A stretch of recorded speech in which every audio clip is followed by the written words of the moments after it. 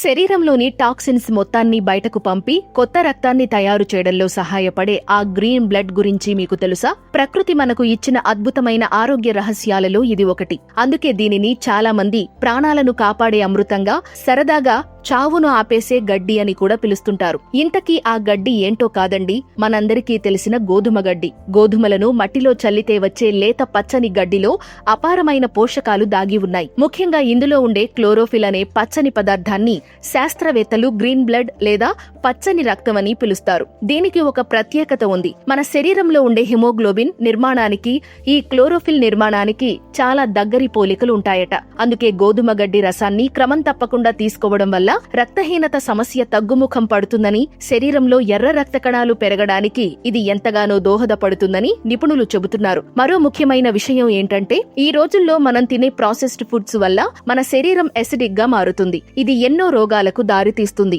గోధుమ గడ్డి రసం మన శరీరాన్ని క్షారగుణంగా మార్చడానికి అద్భుతంగా పనిచేస్తుంది. శరీరంలో ఆల్కలైన్ వాతావరణం ఉన్నప్పుడు హానికరమైన బ్యాక్టీరియా, వైరస్ మాత్రమే కాదు, క్యాన్సర్ కు దారితీసే కణాలు కూడా అంత సులభంగా పెరగలేవని వైద్య పరిశోధనలు సూచిస్తున్నాయి. దీనిని ఎలా తీసుకోవాలి? మనం ఇంట్లోనే చిన్న కుండీలలో గోధుమలను చల్లి 7 నుండి 10 రోజుల పాటు పెరిగిన లేత గడ్డిని కట్ చేసుకోవాలి. దానిని కొద్దిగా నీళ్లు పోసి మిక్సీ పట్టి వడకట్టి రోజుకు ఒక చిన్న కప్పు ఉదయం ఖాళీ కడుపుతో తాగడం వల్ల గరిష్ట ప్రయోజనాలు పొందవచ్చు. మొదట్లో దీని రుచి కాస్త పచ్చిగా అనిపించినా క్రమంగా అలవాటవుతుంది. సహజ సిద్ధమైన జీవన శైలితోనే మనం దీర్ఘకాలిక రోగాల బారిన పడకుండా మనల్ని మనం రక్షించుకోవచ్చు. ఈ సమాచారం మీకు నచ్చినట్లయితే లైక్ చేయండి. మీ స్నేహితులకు, కుటుంబ సభ్యులకు షేర్ చేయండి. మరిన్ని ఇలాంటి నేచురల్ క్యూర్ సమాచారం కోసం మన ఛానల్ ని సబ్స్క్రైబ్ చేసుకోండి.